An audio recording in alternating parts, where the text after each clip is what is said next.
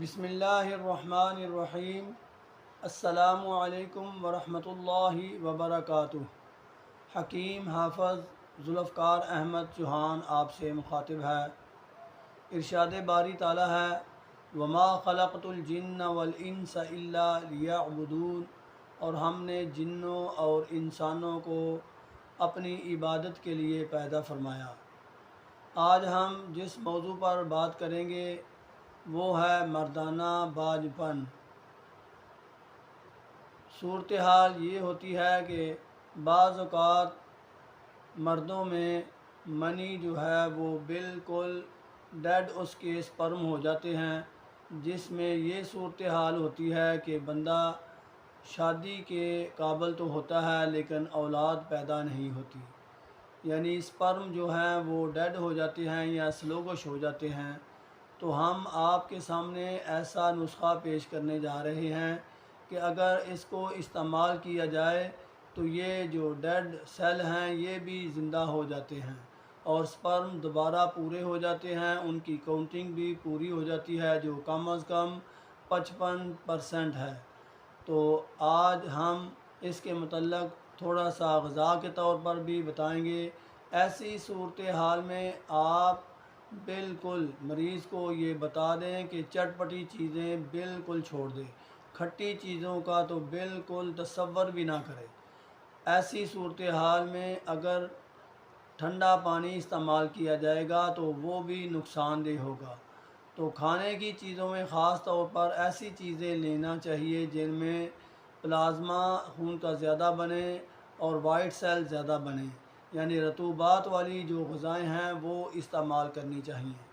اور دوا کے طور پر اگر میں ذکر کروں تو یہ نسخہ نوٹ فرما لیجئے: تال مکھانا، پمبا دانہ، سالم مصری، موسلی سفید اور مشری، یہ تمام اشیاء باریک کر کے رکھ لیں اور ان کو انہی کے وزن کے برابر ان میں چھلکا اسپاغول بھی شامل کرنا ہے۔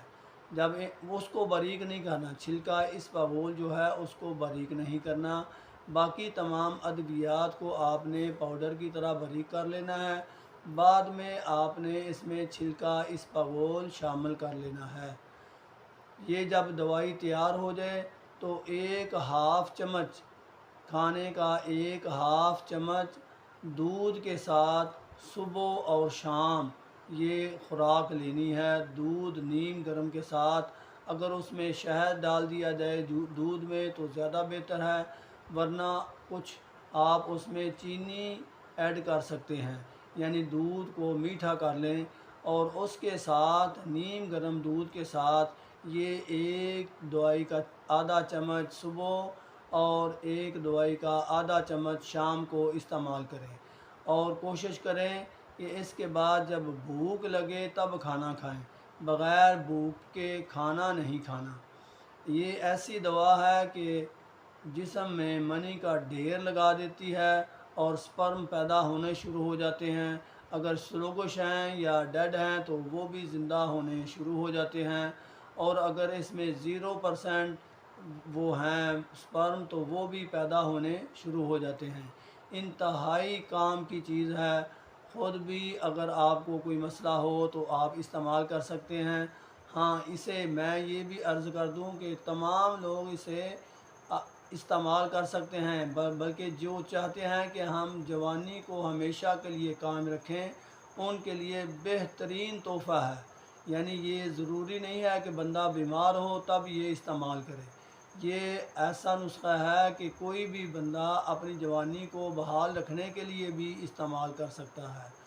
ایسی ویڈیوز اگر آپ چاہتے ہیں کہ آپ تک پہنچتی رہیں تو میرا یہ چینل ضرور سبسکرائب کریں، انشاءاللہ بڑا فائدہ ہوگا۔ وما علینا الا البلاغ۔ السلام علیکم ورحمۃ اللہ وبرکاتہ۔